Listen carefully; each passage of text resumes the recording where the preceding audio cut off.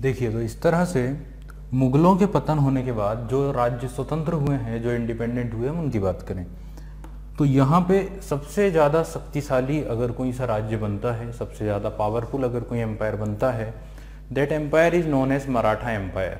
तो यहाँ पे ना सबसे इम्पोर्टेंट चीज़ जो हम पढ़ते हैं वो पढ़ते हैं मराठा एम्पायर या मराठा साम्राज्य। क्लियर। हालांकि इस एम्पायर की जो जड़ें हैं वो मीडिएवल पीरियड से रिलेटेड हैं। क्लियर। ये जो एम्पायर है, ये एम्पायर बेसिकली कब स्टार्ट हुआ था? मीडिएवल पीरियड में, when the ruler who ruled in Mughal dynasty who was famously known as Aurangzeb. तो औरंगजेब के टाइम पर ही मराठा एम्पायर अस्तित्व में आ चुका था। औरंगजेब के शासनकाल में हमने डिस्कस किया है। छत्रपति शिवाजी का शासनकाल था उस टाइम पर मराठा वाले रीजन में, महाराष्ट्र वाले क्षेत्र में, कोंकण वाले रीजन में। तो वहाँ पे हमने वो टॉपिक नहीं डिस्कस किया क्योंकि हमें पता था कि हम मॉडर्न हिस्ट्री में उस टॉपिक को लेकर आएंगे, इसलिए हमने मराठा हिस्ट्री उस समय नहीं डिस्कस की। यहाँ पे अब हम मराठा हिस्ट्री जब पढ़ते हैं तो पूरा जो मराठा हिस्ट्री है, छत्रपति शिवाजी से लेकर पेशवा के शासनकाल से लेकर मराठा जो एम्पायर था उसके डिमोलाइजेशन, उसके पतन तक का पूरा हिस्ट्री हम यहाँ पे डिस्कस करेंगे। और एक टाइम पर ये स्थिति आ गई थी मराठा एम्पायर की कि सेंट्रल पावर के रूप में मराठा एम्पायर स्टेब्लिश हो चुका था। केंद्र के रूप में भी मराठों को जाना जाने लगा था, यानी मुगलों के स्थान पर एक्चुअल में कौन आ चुके थे? मराठा आ चुके थे। मुगल तो नाम मात्र के थे, they are only nominal rulers. Actually control किसका था? मराठों का था। और यही वजह रही कि मराठों का इतना ज्यादा वर्चस्व हो गया, यही उनके पतन का भी एक कारण बन गया, क्योंकि फिर मराठों ने कई जगहों से टैक्स वसूले जाने लगे मराठा सरदारों के द्वारा, जिसमें अफगानिस्तान और जिसमें पाकिस्तान वाला वो रीजन भी आ गया, जहाँ पे दुर्रानी साम्राज्य आ जाता था, जहाँ पे दुर्रानियों के द्वारा टैक्स वसूला जाता था। तो मराठा उधर वाले रीजन से भी रूल करने लगे, वहां से भी टैक्स वसूलने लगे, जिससे दुर्रानी ही शासक अहमद शाह अब्दाली ने इंडिया पे अटैक किया और मराठों को जाकर उससे सीधा युद्ध करना पड़ा पानीपत में। और पानीपत के तीसरे युद्ध में मराठों की जो हार हुई है, और उसी के बाद से मराठा साम्राज्य के पतन का भी एक द्वार जो था, गेट जो था, वो ओपन हो गया था। तो यहाँ पे एक तो मराठा पावरफुल स्टेट के रूप में जाने जाते हैं। दूसरे नंबर पे अगर हम बात करें तो दूसरा शक्तिशाली राज्य जो था वो था अवध। अवध जो उत्तर प्रदेश में आज के समय आता है और उत्तर भारत का ही ये रीजन था, क्षेत्र था अवध, जो काफी संपन्न क्षेत्र माना जाता है क्योंकि गंगा यमुना के दोआब वाले क्षेत्र में ये रीजन आता है। तो काफी अगर देखा जाए तो फर्टाइल एरिया है, काफी संपन्न क्षेत्र है अवध। अवध में ज्यादातर जो निवासी होते हैं, जो लोग होते हैं, वो किसान लोग थे। तो ज्यादातर खेतीहर किसानों वाला रीजन था अवध, जो काफी संपन्न और फर्टाइल एरिया माना जाता था, इसलिए अवध इंडिपेंडेंट हुआ। वहां पे जो रूलर्स थे वो लोग सादत खान वगैरह, जिन्होंने इंडिपेंडेंस डिक्लेयर कर दिया अपने आप को। देखिए, मराठा तो इंडिपेंडेंट औरंगजेब के टाइम से ही थे। छत्रपति शिवाजी को इंडिपेंडेंट डिक्लेयर किया गया था, या वो स्वतंत्र शासक के रूप में ही जाने जाते थे। फिर हमने बात की अवध के जो रूलर्स थे, उन्होंने अपने आप को इंडिपेंडेंट किया। अवध के बाद हम साउथ इंडिया में जाते हैं तो एक इंडिपेंडेंट स्टेट बनी, that was known as Hyderabad. तो हैदराबाद स्टेट भी इंडिपेंडेंट स्टेट के रूप में स्टेब्लिश हो चुकी थी, और हैदराबाद को स्वतंत्र कराने का जो काम किया था वो चिनकिलिच खान ने किया था। जैसे सादत खान की बात की जाए तो उत्तर भारत में अवध के रूलर थे, और सादत खान के अलावा साउथ इंडिया में हैदराबाद में चिनकिलिच खान, जिसे टाइटल दिया गया था निजामुल मुल्क का, जो फेमसली नॉन जाना जाता है निजाम के नाम से। तो हैदराबाद में निजाम नाम सभी ने सुना होगा।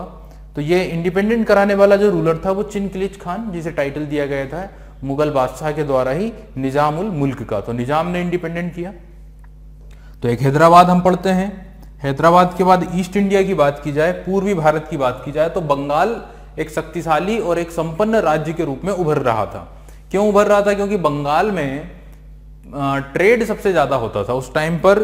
इंडिया का जो मैक्सिमम ट्रेड था वो बंगाल के रास्ते से होता था यूरोप में, और यूरोप का या ब्रिटेन के या यूरोप के अगर हम ट्रेड की बात करें तो उनका पूरे एशिया से जो ट्रेड होता था, उस पूरे एशिया के ट्रेड का मैक्सिमम जो पार्ट था वो अकेला बंगाल से ट्रेड होता था। तो बंगाल इस कारण काफी संपन्न था, काफी संपन्नता थी बंगाल में, और बंगाल को इंडिपेंडेंट किया। अगर हम बंगाल की बात करें तो अली वर्दी खां के टाइम पर बंगाल भी इंडिपेंडेंट होने लगा। और भी कई रूलर्स आए हैं बंगाल में, जिन्होंने अपने आप को इंडिपेंडेंट डिक्लेयर किया, जो कुछ इंपॉर्टेंट रूलर्स रहे हैं, तो उनके बारे में हम डिस्कस करेंगे इस टॉपिक में।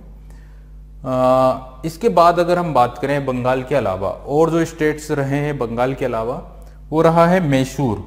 तो ये भी साउथ इंडिया का एक मैसूर स्टेट है, मैसूर भी साउथ इंडिया का ही एक स्टेट है। तो मैसूर में रूलर्स जिन्होंने रूल किया है उनमें नाम आ जाता है हैदर अली। हैदर अली के बाद रूल करने आते हैं उनके पुत्र जिनका नाम था आपका टीपू सुल्तान। तो इन लोगों ने रूल किया मैसूर में, तो मैसूर स्टेट को हम समझेंगे। देन मैसूर के बाद आपका जो स्टेट आता है वो आता है सिख, या नॉर्थ वेस्ट इंडिया में सिख रूलर्स थे, सिख शासक थे, जिसमें सबसे प्रसिद्ध जो सिख शासक हुए हैं, सबसे स्ट्रॉन्ग या पावरफुल जो रूलर रहे हैं वो हुए हैं रणजीत सिंह या महाराजा रणजीत सिंह। तो महाराजा रणजीत सिंह या रणजीत सिंह ने पंजाब में रूल किया। उनकी डेथ हो गई 1839 के अप्रोक्स, 1839 के लगभग उनकी डेथ हुई थी। और फिर पंजाब पे रूल कर रहे थे उनके पुत्र जिनका नाम था दलीप सिंह या दिलीप सिंह। लेकिन फाइनली उनकी हार हो गई अंग्रेजों के द्वारा और उन्हें और उनकी माँ को ब्रिटेन भेज दिया गया, लंदन भेज दिया गया। तो यहाँ पे पंजाब में भी एक मजबूत राजा ने रूल किया। इस तरह सभी स्टेट जो है इंडिपेंडेंट थे, स्वतंत्र थे। और ये सब स्वतंत्र हुए थे इस टाइम पर 18वीं सेंचुरी में, जब मुगलों का पतन हुआ था।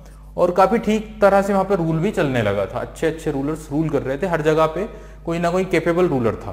क्लियर, जो मैंने आप लोगों को हल्के हल्के से जो नाम बताए हैं, तो काफी योग्य रूलर्स थे। बट इस टाइम पे सबसे शक्तिशाली जो स्टेट था वो मराठा था, जिनका हर जगहों पर धीरे धीरे वर्चस्व बढ़ने लगा था। और फिर एक ऐसा इवेंट होता है और फिर मराठों का पतन शुरू हो जाता है। ये तो हो गए आपके 3 टॉपिक, जिसमें हम डाउनफॉल ऑफ मुगल्स, जिसमें पूरा मुगल हिस्ट्री पढ़ लेंगे बाद की, अराइवल ऑफ यूरोपियन कंपनी, जिसमें जो भी यूरोपियन कंपनीज आई हैं जिस तरह से उनके बारे में बात हो जाएगी, और political condition of India of 18वीं सेंचुरी, उनके बारे में हम जो स्टेट्स हैं उनके बारे में बात कर लेंगे। 3 टॉपिक यहाँ पे हमने बात की। अब जो चौथा टॉपिक आता है आपका वो होता है victory of Britishers on India. क्या होगा? Victory of Britishers on India.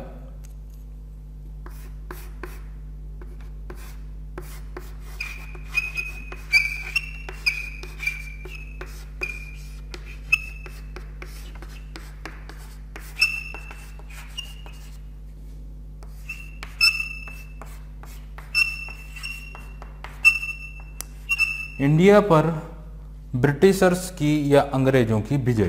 तो 4th टॉपिक के रूप में हम बात करते हैं इंडिया पर अंग्रेजों की विजय। इंडिया पे अंग्रेजों की जो विजय हुई है वो इसी दौरान हुई है, 17 से जो 18वीं सेंचुरी वाला दौर है, इसी दौर में अंग्रेजों ने इंडिया को जीत भी लिया। अब जिस समय इंडिया बटा हुआ था छोटे छोटे स्टेट्स के रूप में, एज इट इज चीजें हुई। जैसे आप जब मीडिएवल इंडियन हिस्ट्री स्टार्ट करते हैं तो मुस्लिम्स का इंडिया में इन्वेजन हुआ। दिल्ली सल्तनत स्टार्ट होने के जस्ट पहले हमने राजपूत किंगडम्स पढ़े थे, छोटे छोटे राजपूत किंगडम्स थे, मजबूत रूलर्स थे वहां पे। बट चूंकि वो डिवाइड थे और वो आपस में उनमें संघर्ष होते थे, वो आपस में झगड़ते रहते थे। इसी का फायदा उठाया था मुस्लिम रूलर्स ने, और मुस्लिम रूलर्स ने अपने एम्पायर को, अपनी सत्ता को स्थापित कर दिया था। यहाँ पे और अच्छे से उसका फायदा उठाएंगे यूरोपियंस या अंग्रेज। कौन उठाएंगे? ब्रिटिशर्स। और जो छोटे छोटे इंडियन रूलर्स हैं, जो शक्ति बटी हुई है भारत की, उस शक्ति को और बांटेंगे, उनमें आपस में युद्ध कराएंगे, आपस में झगड़े कराएंगे, एंड फाइनली इंडियन रूलर्स को हटाकर ब्रिटिशर्स रूल करना स्टार्ट कर देंगे। और ब्रिटिशर्स का रूल स्टार्ट हो जाता है, अंग्रेजों की भारत पर विजय हो जाती है। और 18वीं सेंचुरी के मिड में ही इनका रूलिंग, इस दौर के बाद 18वीं सेंचुरी के मिड में ना, 18वीं सेंचुरी के मिड में ही लगभग 1757 से इन लोगों ने शासन करना भी क्या कर दिया? शुरू कर दिया। अब इसको हम भी सीक्वेंस में डिस्कस करते हैं। विक्ट्री भी एकदम से नहीं हुई है, विक्ट्री भी धीरे धीरे हुई है। किस तरह से अंग्रेजों ने विक्ट्री की है इंडिया पर, उसकी अगर बात करें, देखिए सबसे पहले ना अंग्रेजों को सामना करना था उन प्रॉब्लम्स से, उन दुश्मनों से जो उनके साथ ही यूरोप से आए थे। तो पहले तो यूरोपियंस की जो उन्हीं के राइवल्स हैं, उन्हीं के प्रतिद्वंदी हैं, उनसे निपटना था। इट मीन सबसे पहले उन्हें फ्रेंच लोगों से निपटना था, फ्रांसीसियों से निपटना था। सेकंड, पुर्तगालियों की बात की जाए तो पुर्तगाली उनके दुश्मन थे। फिर हालांकि बाद में उनके अच्छे रिलेशनशिप बने, बट इनिशियली तो वो उनके दुश्मन ही थे। देन डच उनके दुश्मन थे, डचों से निपटना था। तो ये 3 बड़ी बड़ी शक्तियां थी। सबसे पहले पोर्तुगीज, सेकंड नंबर पे आपके डच एंड थर्ड नंबर पे आ जाते हैं आपके फ्रेंच। इन तीनों से निपटना अंग्रेजों की एक बड़ी समस्या थी, एक बड़ी प्रॉब्लम थी। तो सबसे पहले उन्होंने पुर्तगालियों को रास्ते से हटाया, यानी पुर्तगालियों के साथ उन्होंने युद्ध किया एंड फाइनली पोर्तुगीज प्रॉब्लम को सॉल्व किया। देन डचों के साथ एक युद्ध हुआ है 1759 में। That battle is known as battle of Bedara. Bedara के युद्ध में डचों की प्रॉब्लम पूरी तरह से क्या कर दी गई, खत्म कर दी गई। क्लियर? बेदरा के युद्ध में जो हुआ था कब, तो बैटल ऑफ बेदरा बताए 1759 में हुआ था बैटल ऑफ बेदरा। फिर अगर हम बात करें फ्रांसीसियों की ना, तीन चीजें हैं। सबसे पहला क्या, पोर्तुगीज यानी पुर्तगाल के लोग, सेकंड नंबर पे आते हैं आपके डच एंड थर्ड नंबर पे जो आते हैं वो आते हैं फ्रेंच, फ्रांसीसी। यहां पे बात की जाए डचों की तो बताया मैंने 1759 में बैटल ऑफ बेदरा के साथ ही इन्होंने हरा दिया, इन्होंने पराजित कर दिया किसे डचों को। और फ्रांसीसियों के साथ अंग्रेजों की बात की जाए, फ्रांसीसियों के साथ अंग्रेजों की बात की जाए तो इनके तीन युद्ध हुए हैं जिन्हें हम बोलते हैं बैटल ऑफ कार्नेटिक वॉर या कार्नेटिक युद्ध। तो फ्रांसीसियों के साथ अंग्रेजों के तीन युद्ध हुए, या हम उन्हें ऐसे भी बोल सकते हैं Anglo French war. Anglo French war यानी आंग्ल फ्रांसीसी संघर्ष या आंग्ल फ्रांसीसी युद्ध। ये जो युद्ध हुए हैं ना अंग्रेजों और फ्रांसीसियों के, ये 3 बार हुए हैं। पहला जो बैटल हुआ है वो हुआ है 1745 से 1748 तक। कई बुकों में 44 से 48 भी आता है, 1744 से 48 तक। तो ये पहला युद्ध हुआ, फर्स्ट बैटल हुआ। देन जो सेकेंड बैटल हुआ वो हुआ 1749 से 1754। जस्ट उसके बाद 1749 से 54 सेकेंड युद्ध चला अंग्रेजों और फ्रांसीसियों का। एंड थर्ड जो बैटल हुआ है वो हुआ 1758 से 1763, 1758 से 1763 तक तीसरा युद्ध चला, तीसरा संघर्ष चला। इसी युद्ध के दौरान एक डेडली संघर्ष हुआ दोनों के बीच में इंडिया में। क्योंकि देखिए एंग्लो फ्रेंच वॉर की जब हम बात करते हैं ना तो एक्चुअल में ये वॉर यूरोप में भी चल रहे होते हैं, है ना। ये लोग यूरोप में भी लड़ते हैं और उसी के बाद ये उन जगहों पर लड़ने लग जाते हैं जहां पर इनकी कंपनियां होती है। ये दोनों जो है ब्रिटेन और फ्रेंच, ये दोनों एक दूसरे के कट्टर दुश्मन थे उस दौर में। और इन लोगों की जो कंपनियां थी वो दुनिया भर में थी, सिर्फ इंडिया में ही नहीं थी, क्योंकि ये पीरियड ही चल रहा है औपनिवेशिक पीरियड या औपनिवेशिक काल।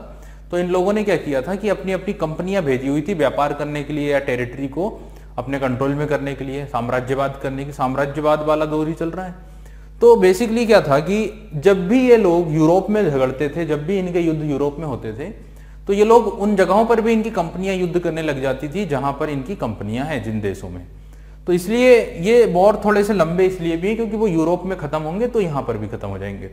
यहाँ पे जो थर्ड बैटल की मैंने बात की, इस थर्ड बैटल में इंडिया में एक युद्ध होता है जिसे हम बोलते हैं बैटल ऑफ बॉन्डिवॉस, बॉन्डिवॉस का युद्ध। ये जो युद्ध है ये 22 जनवरी 1760 में हुआ था, 22 जनवरी 1760 को बैटल ऑफ बॉन्डिवॉस। तो जो मैं नाम बताता हूं वो थोड़े इंपॉर्टेंट हो जाते हैं यहाँ पे, जैसे बैटल ऑफ बेदरा जहां पे डचों का पूरा सफाया हो चुका था 1759।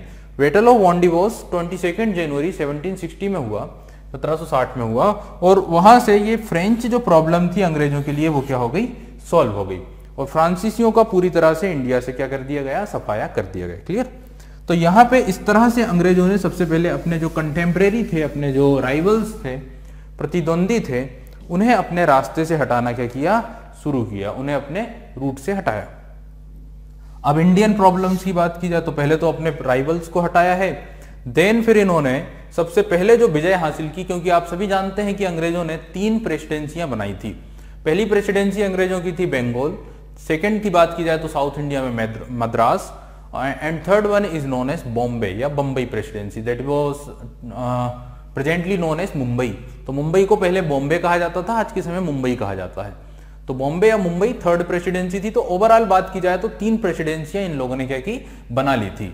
बंगाल फर्स्ट नंबर पे। तो सबसे पहले इट मींस कि पहली बार जो विजय मिली है अंग्रेजों को इंडियन रूलर्स के ऊपर, वो कहां से मिली है, बंगाल से। बंगाल में इन्होंने जीतने के लिए, बंगाल को जीतने के लिए 2 युद्ध लड़े। पहला बैटल होता है, फर्स्ट युद्ध जो होता है that was known as battle of Plassey का युद्ध 23 जून 1757 को लड़ा गया था। 23 जून 1757 को बैटल ऑफ प्लासी के युद्ध के बाद अंग्रेजों ने बंगाल पर इनडायरेक्ट कंट्रोल कर लिया था। इनडायरेक्टली उनका नियंत्रण हो गया था बंगाल पर। इनडायरेक्टली का मतलब कि अपनी मर्जी से राजाओं को उन लोगों ने अपॉइंट करना स्टार्ट कर दिया था। बंगाल का जो सुल्तान था, बंगाल का जो सम्राट था, वो अंग्रेजों के हिसाब से कठपुतली की तरह रूल करने लगा था और इन्होंने अपॉइंट कर दिया था मीर जाफर को। और शुजा-उद-दौला की मृत्यु हो गई थी संघर्षों के बाद। प्लासी के युद्ध के कुछ दिनों के बाद मीर जाफर के पुत्र ने ही सिराज-उद-दौला की हत्या कर दी थी बिहार वाले रीजन में। देन सेकेंड बैटल जो था वो था बैटल ऑफ बक्सर, यानी बक्सर का युद्ध जो 1764 में हुआ। 1764 में जो युद्ध लड़ा गया 22 अक्टूबर 22 अक्टूबर 1764 को हुआ बैटल ऑफ बक्सर। बक्सर की लड़ाई, बक्सर बिहार में आता है। तो वहां पर एक कंबाइंड या एक यूनिफाइड फोर्स थी, जिसमें यूनिफाइड फोर्स की अगर बात की जाए तो उसमें एक अवध के नवाब की फोर्स थी, एक मुगल सम्राट जो शाह आलम द्वितीय थे उनकी फोर्स थी, शाह आलम सेकंड की, एक जो अवध के नवाब थे उनकी फोर्स थी, शुजा-उद-दौला उनका नाम था, और एक बंगाल के जो सम्राट थे, जो बंगाल के नवाब थे, नवाब कहा जाता था उनकी टाइटल। तो बंगाल के जो नवाब थे जिनका नाम था मीर कासिम, तो मीर कासिम की फोर्स थी, शुजा-उद-दौला की फोर्स थी, and third one is the Mughal सम्राट शाह आलम द्वितीय। इन तीनों की कंबाइंड फोर्स थी और अपोजिशन में थे अंग्रेज। अंग्रेजों की बात की जाए तो अंग्रेजों की फोर्स के लीडर थे हेक्टर मुनरो। तो यहाँ पे इस कंबाइंड फोर्स के सामने अंग्रेजों की फोर्स थी, बट अंग्रेजों ने यहाँ पे इन फोर्स को हरा दिया। नंबर ऑफ सोल्जर्स की बात की जाए तो उसमें भी काफी डिफरेंस था, बट इंडियंस अपनी गलती से हारे। इंडियंस की फोर्स एक तो प्रशिक्षित नहीं थी, ट्रेंड नहीं थी, उनके अंदर देशभक्ति की भावना नहीं थी, और सबसे बड़ी बात यह थी कि ब्रिटिशर्स की जो फोर्स थी वो ट्रेंड थे, मॉडर्न वेपन्स थे उनके पास, और कई इंडियन सोल्जर्स जो उस समय इस युद्ध को लड़ रहे थे उन्होंने बीच युद्ध में अपना पलड़ा चेंज कर दिया, अपना पलड़ा बदल दिया, और वो मिल गए किसकी ओर, अंग्रेजों की ओर। That's why Indian forces were defeated by the British forces.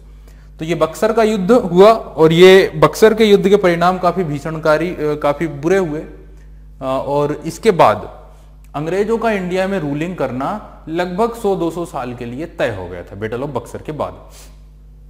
तो यहां पे ना आप लोग समझ गए होंगे कि किस तरह बंगाल को जीता है 2 युद्धों के बाद, किस तरह से अपने राइवल्स को हराया है, जिसमें हम बात करते हैं सबसे पहले पोर्तुगीज को कंट्रोल में कर लिया है, नियंत्रित कर लिया है, फिर फ्रेंच को कंट्रोल में कर लिया है, पोर्तुगीज को पूरी तरह डचों को पूरी तरह से बाहर कर दिया था, क्योंकि फ्रेंच और पोर्तुगीज इंडिया में थे, एग्जिस्ट करते थे, हालांकि छोटी छोटी टेरिटरीज थी। पोर्तुगीज के पास सिर्फ गोवा, दमन दीप, दादर नगर हवेली वाला रीजन था, और फ्रेंच के पास जो रीजन था वो सिर्फ और सिर्फ पुदुचेरी या पौंडीचेरी वाला रीजन था। एंड डच इंडिया से बाहर जा चुके थे, क्लियर, बाकी कोई प्रॉब्लम अंग्रेजों को थी नहीं।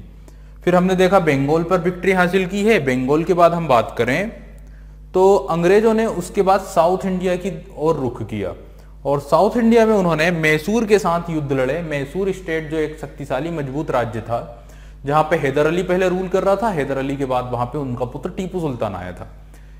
मैसूर के साथ अंग्रेजों के 4 संघर्ष हुए, दैट नोन एज आंग्ल मैसूर वॉर या आंग्ल मैसूर संघर्ष।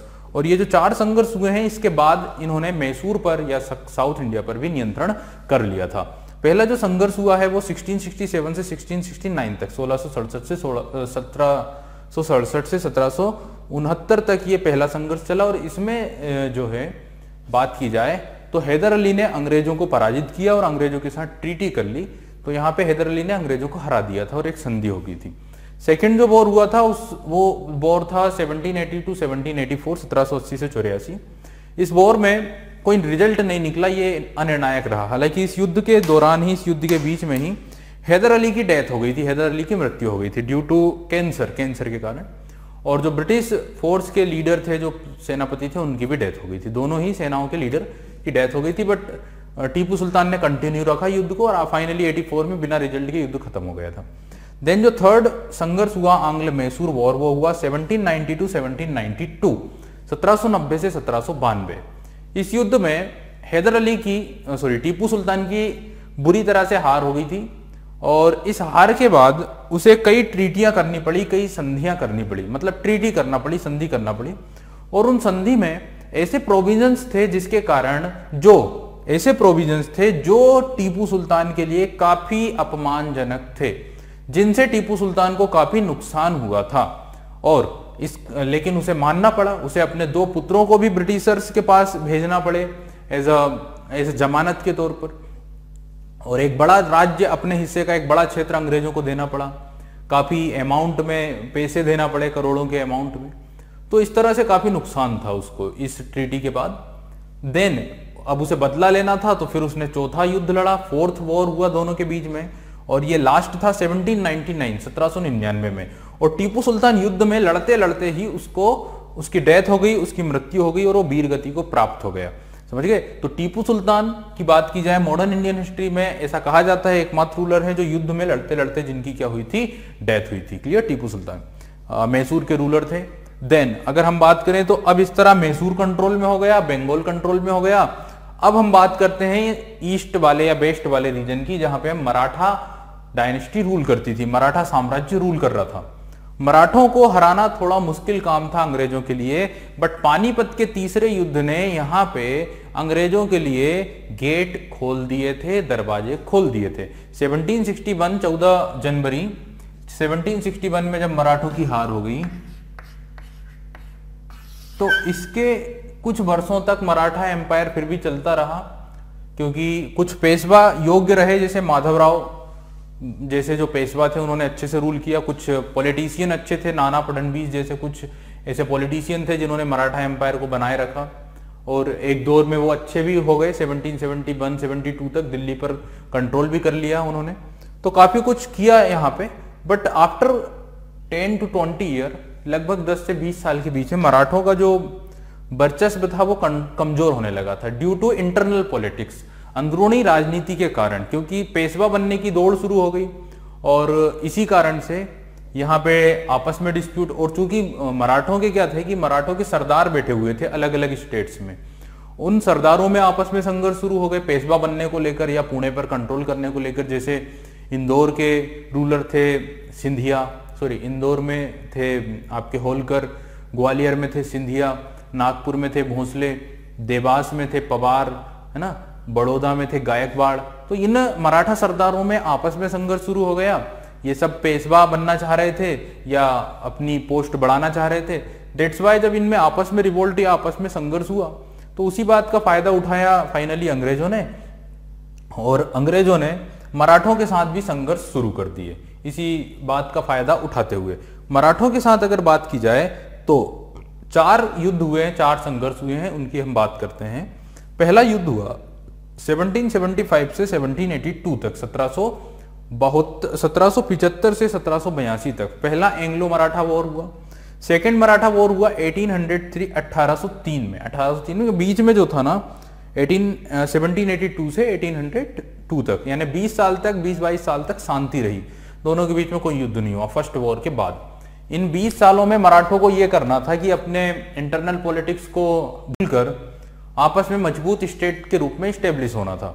लेकिन इन 22-20 सालों में मराठा और आपस में संघर्ष करते रहे और अंग्रेजों को फिर मौका मिल गया, तो 1803 में अगेन उनके बीच में एक संघर्ष हो गया और पावर थोड़ी कमजोर हुई। देन थर्ड बैटल जो हुआ वो अगले ही साल 1804 से 1806 तक, 1804 से 1806 तक चला। एंड फाइनली बैटल जो हुआ जिसमें मराठा पावर पूरी तरह से अंग्रेजों के कंट्रोल में हो गए और अंग्रेजों के सबऑर्डिनेट बन गए, उनके सोवरेन उनके नियंत्रण में आ गए। तो ये जो फोर था लास्ट वाला, ये 1813 से 1823 तक या 1817 मेन टॉपिक आ जाता है, मेन टाइम आ जाता है, यहाँ पे मराठों पर पूरी तरह नियंत्रण हो गया था अंग्रेजों का। क्लियर? तो इस तरह से मराठा पावर को कंट्रोल में कर लिया अंग्रेजों ने। और फिर हम बात करते हैं नॉर्थ वेस्ट, उत्तर पश्चिम की ओर। उत्तर पश्चिम पंजाब में सिख सबसे मजबूत स्टेट के रूप में थे, सिख सबसे शक्तिशाली राज्य था। और एक टाइम पर ऐसा कहा जाता था कि एशिया में दूसरी सबसे बड़ी जो फोर्स थी वो महाराजा रंजीत सिंह की फोर्स थी। दूसरी सबसे बड़ी सेना जो थी वो रणजीत सिंह की या रणजीत सिंह की सेना थी। रणजीत सिंह के बाद जो पहली सेना आती है यूरो एशिया की, वो बताई जाती थी अंग्रेजों की सेना। इसीलिए जब तक महाराजा रणजीत सिंह जिंदा रहे तब तक इन दोनों ने एक दूसरे के प्रति सम्मान दिखाया, एक दूसरे से इनके बीच में कोई कॉन्फ्लिक्ट नहीं हुआ, कोई विवाद नहीं हुआ।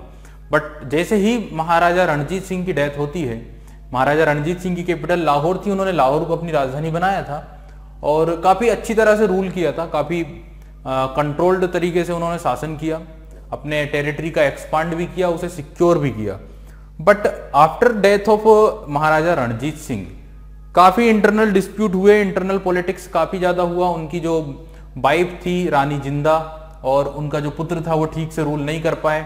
उनकी सेना में काफी ज्यादा प्रॉब्लम शुरू हो गई, क्योंकि उनकी सेना ही सबसे बड़ा उनका एक प्लस पॉइंट थी और वो सेना में ही आपस में संघर्ष हुआ।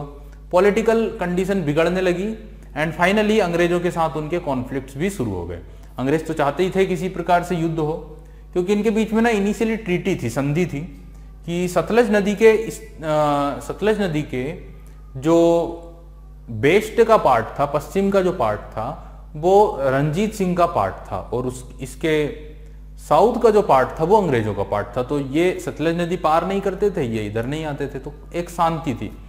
बट यहाँ पे इस ट्रीटी का वायोलेशन पहले किया रणजीत सिंह के फोर्स के लोगों ने, देन अंग्रेजों के साथ इनके संघर्ष जो थे वो स्टार्ट हो गए। सिखों के जो संघर्ष हुए हैं वो 3 संघर्ष हुए। एंग्लो सिख वॉर जो हुए हैं वो कितने हुए हैं? 3 हुए हैं।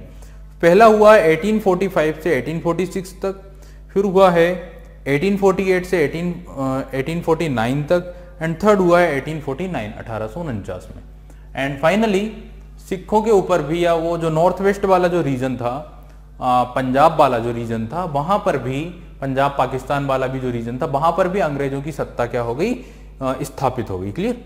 तो ये जो 4 बड़े बड़े टॉपिक आप लोगों को मैंने बताए हैं ना, ये 4 बड़े बड़े टॉपिक मोस्ट इंपोर्टेंट टॉपिक्स होते हैं मॉडर्न हिस्ट्री के। Downfall of Mughals, then arrival of European companies, फिर political condition of India of 18th century and then victory of Britishers on India. Clear? 4 topic हमने बात की। अब 5वें टॉपिक की बात करते हैं। 5वें नंबर पे यहां पे अगर बात की जाए तो अब हम बात करेंगे क्या हुआ है शुरू। यहां पे ये शुरू हुआ कि अंग्रेजों ने रूल करना शुरू कर दिया, अंग्रेजों ने शासन करना क्या कर दिया? शुरू कर दिया था। इस दौरान जब अंग्रेजों ने रूल करना शुरू कर दिया, शासन करना शुरू कर दिया, तो अंग्रेजों ने कुछ अच्छी चीजें भी की और कुछ बुरी चीजें भी की। अच्छी चीजों से इंडिया में डेवलपमेंट भी हुआ, भारत में विकास भी हुआ, लेकिन जो बुरी चीजें थी जिससे इंडियंस का शोषण किया जा रहा था, भारतीयों का जो है शोषण हो रहा था, उस कारण से इंडिया में एक रोष था, एक गुस्सा थी इंडियंस लोगों में, किसके अगेंस्ट में? अंग्रेजों के अगेंस्ट में। तो यहाँ पे इस 5th टॉपिक की अगर बात की जाए तो यहाँ पे हम बात करेंगे ब्रिटिशर्स की पॉलिसीज। ब्रिटिशर्स की पॉलिसीज,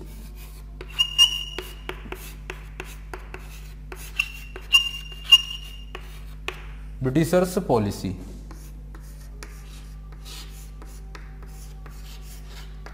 POLICY पॉलिसी।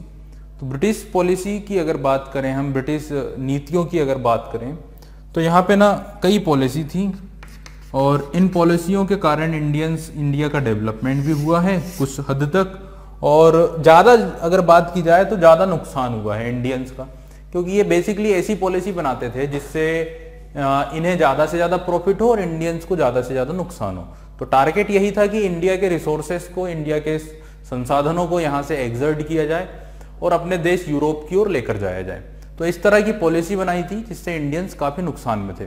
अगर हम लैंड रेवेन्यू पॉलिसीज की बात करें, भू राजस्व नीतियों की, तो ये भू राजस्व नीतियां पूरी तरह से डिस्क्रिमिनेटरी थी, पूरी तरह से भेदभावपूर्ण थी और काफ़ी शोषण इनके माध्यम से किया जाता था। यहाँ पे जो लैंड रेवेन्यू पॉलिसी आती है वो आती है स्थायी बंदोबस्त। सबसे फर्स्ट नंबर पे हम बात करें तो यहाँ पे आ जाती है स्थायी बंदोबस्त। It means permanent settlement that was started by Lord Cornwallis. इस पॉलिसी को लेकर आए थे लॉर्ड कॉर्नवालिस। तो कॉर्नवालिस ने लेकर आए थे परमानेंट सेटलमेंट या स्थायी बंदोबस्त नाम से एक पॉलिसी, लैंड रेवेन्यू पॉलिसी थी। सेकंड बात की जाए तो थी आपकी महालबाड़ी बंदोबस्त। महालबाड़ी बंदोबस्त। फिर आता है रैयतवाड़ी बंदोबस्त। ये दक्षिण भारत में शुरू हुई थी, साउथ इंडिया में टॉमस मुनरो ने लेकर आया था साउथ इंडिया में रैयतवाड़ी बंदोबस्त। तो ये जो बंदोबस्त थे, ये जो पॉलिसीज थी, इन पॉलिसीज से इंडिया के लोगों में काफी रोष था, काफी परेशानी थी। इसके अलावा एक 3 कठिया पद्धति भी यहाँ पे चला करती थी, थर्ड सिस्टम या 3 कठिया पद्धति, जिसमें इंडियंस फार्मर्स को अपने खेत के 3/20 भाग पर नील की खेती करना अनिवार्य होता था। नील की खेती करना उनको करना ही पड़ता था। क्लियर? इस तरह की पॉलिसीज थी जिससे फार्मर्स काफी दुखी थे। चलिए आगे चलते हैं। तो एक टॉपिक हमने बात करनी है यहाँ पे ब्रिटिशर्स की पॉलिसी के बारे में, और फिर जो टॉपिक आता है आपका वो आता है 6 नंबर पे। तो यहाँ पे इन पॉलिसी के कारण मैं बार बार बोल रहा हूं कि इंडियंस में दुख था, इंडियंस में गुस्सा था, एंगरनेस थी, और फिर भी हम रूल को सहन कर रहे थे, ब्रिटिशर्स के शासन को सहन कर रहे थे, है ना। तो शासन जो हुआ है अंग्रेजों का, ये 1757 से शुरू हुआ, आप ये मान लें 1757 से 1757 से शुरू हुआ था, आफ्टर बंगाल विक्ट्री लगभग। और ये जो रूल रहा ये 1857 तक कंपनी का रूल रहा, 1857 तक कंपनी ने रूल किया। तो पूरी पॉलिसीज जो नीतियां थी वो कंपनी की नीतियां थी, और कंपनी की जो नीति थी वो ज्यादा से ज्यादा प्रॉफिट अर्न करने की थी, और ना कि पब्लिक का वेलफेयर हो, जनता का कल्याण हो, ऐसी कोई पॉलिसी ज्यादा नहीं थी। ज्यादा फोकस था अपने प्रॉफिट को लेकर। और जब आप एडमिनिस्ट्रेशन करते हैं, जब आप शासन करते हैं ना, जब भी कोई ऑर्गेनाइजेशन है, कोई व्यक्ति है, कोई गवर्नमेंट है, अगर शासन कर रही है, तो पब्लिक का वेलफेयर पहले उसकी प्रायोरिटी होती है, देन फिर होता है आपका इकोनॉमिक या रेवेन्यू प्रॉफिट। तो यहां पे उल्टा था, कंपनी का पहला प्रॉफिट था, पहला जो कार्य था वो अपने प्रॉफिट को अर्न करना था, और सेकंड जो काम था वो पब्लिक का वेलफेयर था। तो फोकस उन्होंने किया प्रॉफिट अर्न करने पर, और पब्लिक के वेलफेयर पर फोकस ही नहीं किया। दैट्स वाई इंडियंस काफी गुस्से थे, काफी प्रॉब्लम में थे, काफी दुखी थे, पर फिर भी उन्होंने 1500 ईयर तक कंट्रोल किया। और हम सभी जानते हैं 1857 में इंडियंस ने मिलकर रिवोल्ट कर दिया। अच्छा, इंडियंस सहन करते हैं, इंडियंस की सहन शक्ति तब तक होती है जब तक की बात धर्म पर ना आ जाए, जब तक की बात किस पर ना आ जाए, रिलीजन पर ना आ जाए। और जब अंग्रेजों ने रिलीजन पर ठेस पहुंचाना शुरू कर दिया, रिलीजन को नुकसान पहुंचाना शुरू कर दिया, धर्म पर नुकसान पहुंचाना शुरू कर दिया, तब सारे इंडियंस इकट्ठा हुए और सारे इंडियंस ने इस कंपनी के शासन के अगेंस्ट में एक रिवोल्ट किया। And we all know that was the first freedom struggle of India, that was famously known as the struggle of 1857, 1857 का विद्रोह। तो यहां पे आ जाता है रिवोल्ट ऑफ 1857।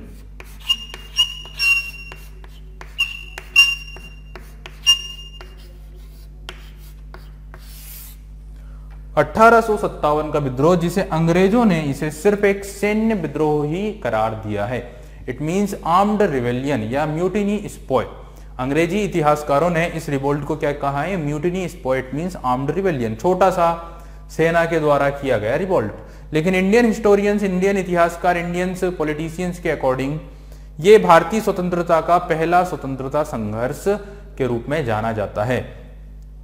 और सिर्फ सोल्जर्स, सिर्फ सिपाहियों ही नहीं, इंडिया के सभी वर्गों ने इस रिवोल्ट में पार्टिसिपेट किया था।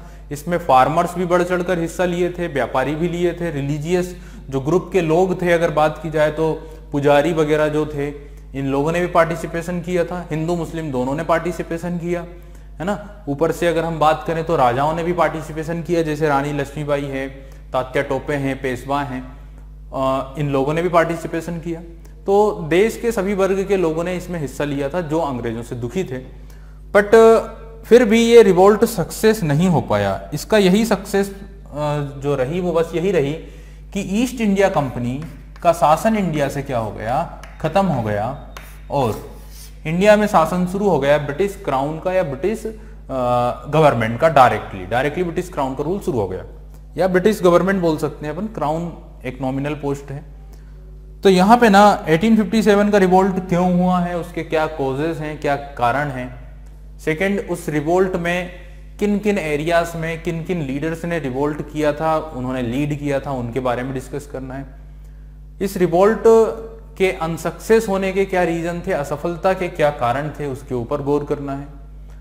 इन मुद्दों पे हम बात करेंगे इस टॉपिक में कि सबसे पहला causes of the revolt, then second आता है the leaders of the revolt who revolt, जिन्होंने रिवॉल्यूशन किया और कहाँ कहाँ से रिवॉल्यूशन किया उनके नाम पूछे जाते हैं एग्जाम में। एंड थर्ड जो टॉपिक आ जाता है what was the reason for unsuccess, असफलता के क्या कारण थे। और हम सभी जानते हैं कि इस रिवोल्ट की असफलता का जो सबसे बड़ा कारण था, जो सबसे बड़ा रीजन था, वो था इंडियंस में राष्ट्रभक्ति की कमी थी, भारतीयों में देशभक्ति की क्या थी, कमी थी। तो ये जो देशभक्ति थी, जो राष्ट्रभक्ति थी, उसी की क्या थी, कमी थी, नेशनलिज्म या राष्ट्रीयता की कमी थी। और ये एक कारण था मेन, क्योंकि बाकी जो कारण थे ना, देखिए अगर हम इंडिया की बात करें तो इतने लोग थे, अगर इतने लोग मिलकर इकट्ठा हो जाते तो अंग्रेजों को आसानी से हराया जा सकता था। लेकिन एक राष्ट्रभक्ति जो होती है, राष्ट्रीयता जो होती है, उसकी कमी होने के कारण इस संघर्ष को सक्सेस हम नहीं करा पाए। अदरवाइज हम बाकी रीजन्स की बात करें, जैसे पैसे की कमी होना या न्यू वेपन्स या नए वेपन्स की कमी होना, मॉडर्न वेपन्स की कमी होना, कई इंडियन रूलर्स ने पार्टिसिपेशन नहीं किया, वो अंग्रेजों की सपोर्ट में चले गए, ये सारी भी चीजें थी। तो ये सब भी एक कॉजेज हैं, बट सबसे बड़ा कॉज जो है वो ये है इंडियंस में राष्ट्रीयता की भावना नहीं होना। और फिर इसके बाद ही राष्ट्रीयता की भावना या भारतीयता की भावना इसके बाद ही उदय हुई है धीरे धीरे। तो यहाँ पे रिवोल्ट ऑफ 1857 हो जाता है, ये अनसक्सेस हो जाता है। देन फिर जो टॉपिक आता है आपका वो होता है कुछ और भी छोटे छोटे मूवमेंट होते हैं उस समय पर, है ना। तो कुछ छोटे छोटे मूवमेंट होते हैं, उनके बारे में भी डिस्कस कर लेंगे अपन। और फिर एक लास्ट टॉपिक जो आपका आता है इस 1707 से 1885 वाले दौर पे।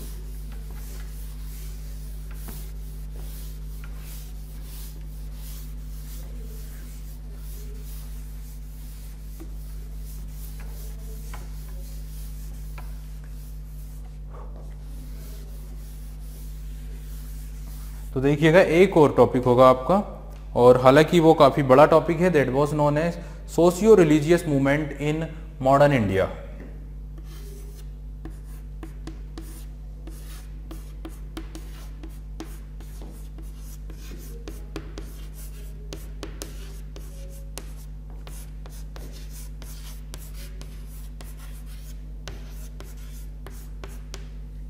Socio religious movement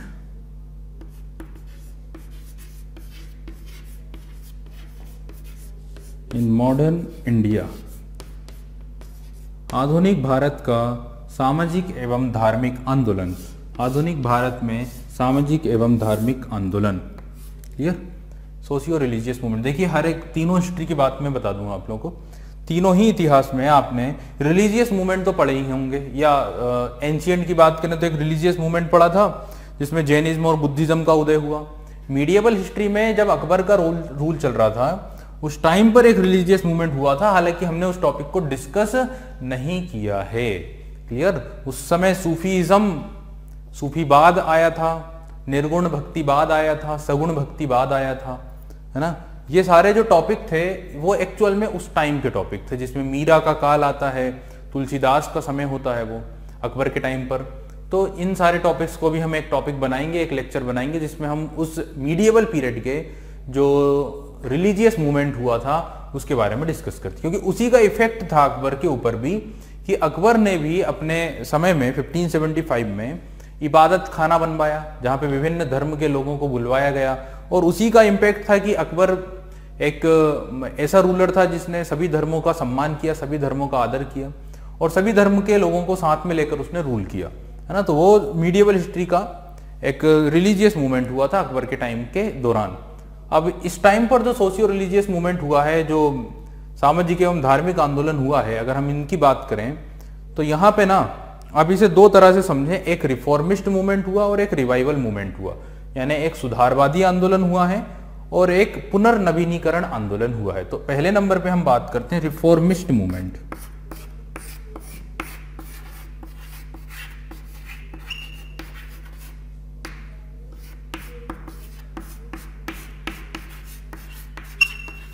reformist movement, reformist movement का मतलब होता है सुधारवादी आंदोलन, यानी इंडियन समाज में, इंडियन सोसाइटी में, इंडियन पब्लिक्स में जो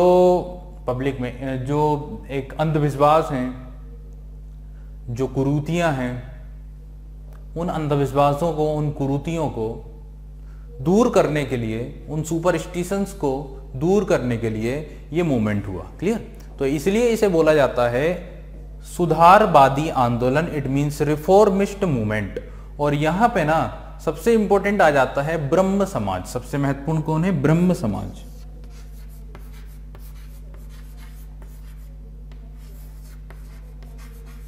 एंड वी ऑल और नो दैट ब्रह्म समाज मूवमेंट वॉज स्टार्टेड बाई राजा राम मोहन राय।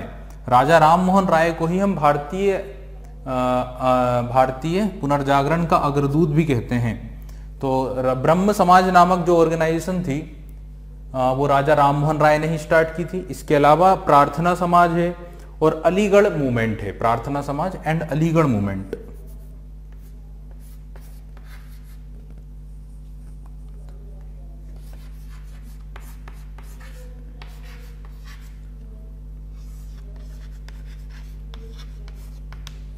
और तीसरा आता है अलीगढ़ मूवमेंट।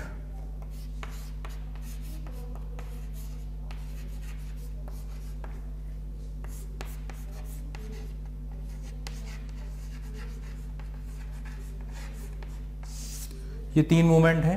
देखिए, प्रार्थना समाज की बात की जाए और ब्रह्म समाज की बात की जाए तो हिंदू धर्म में व्याप्त अंधविश्वासों को दूर करने का काम किया, और अलीगढ़ मूवमेंट ने मुस्लिम धर्म में या मुस्लिम समाज में व्याप्त अंधविश्वासों को, कुरीतियों को दूर करने के लिए जो मूवमेंट हुआ, that was known as Aligarh movement, Aligarh आंदोलन। Clear? I think sir Syed Ahmad Khan के द्वारा ये मूवमेंट जो है वो स्टार्ट किया गया था। क्लियर? हालांकि हम उस टॉपिक को डिस्कस करेंगे। देखते हैं सेकेंड नंबर पे। सेकेंड जो मूवमेंट है that was known as revival movement. क्या बोलते हैं? Revival movement.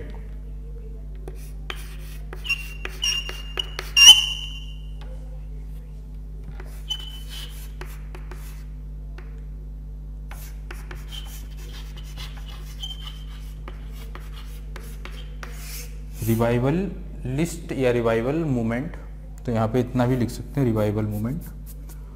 हिंदी में इसे बोला जाएगा पुनर्नवीनीकरण आंदोलन। पुनर्नवीनीकरण आंदोलन, रिवाइवल मूवमेंट। इस मूवमेंट में अगर हम बात करें कि क्या आंदोलन हुए हैं, क्या ऑर्गेनाइजेशंस हैं, तो सबसे पहले आ जाता है आपका आर्य समाज। सबसे पहले आ जाता है आर्य समाज। ये कुछ रिलीजियस मूवमेंट के तौर पर हम समझ सकते हैं।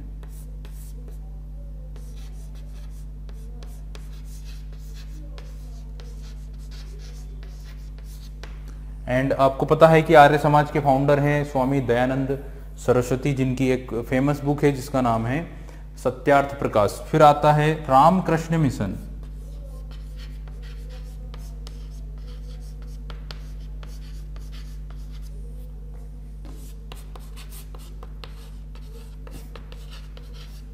और रामकृष्ण मिशन के संस्थापक के तौर पर हम जानते हैं आपके स्वामी विवेकानंद को, है ना। उन्हीं के टीचर थे, उन्हीं के गुरु थे रामकृष्ण परमहंस। और फिर जो आता है आपका रिवाइवलिस्ट मूवमेंट में, वो आ जाता है देवबंद मूवमेंट या देवबंद आंदोलन।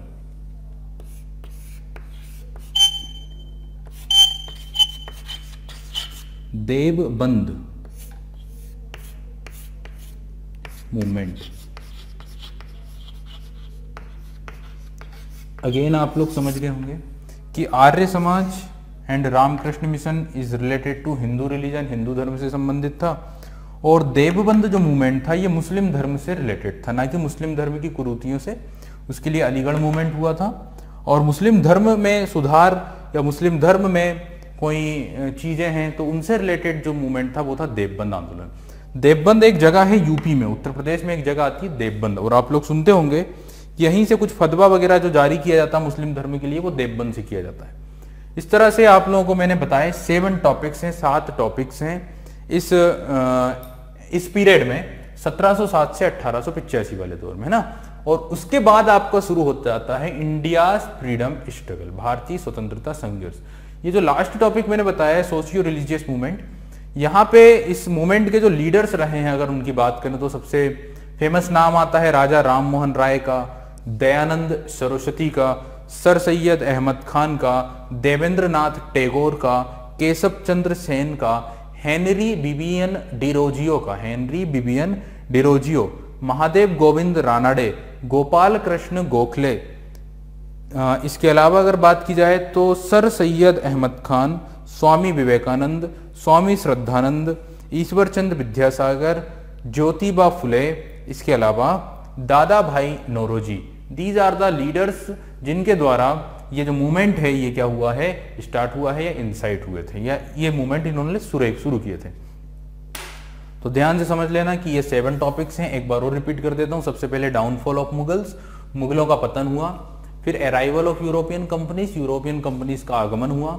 देन फिर इंडिया की पॉलिटिकल कंडीशन क्या थी वो हमने डिस्कस करना है। फिर victories of Britishers on India, अंग्रेजों की भारत पर विजय प्राप्त होना। फिर हम बात करते हैं अंग्रेजों की जो पॉलिसी रही, जो नीतियां रही, उनके बारे में।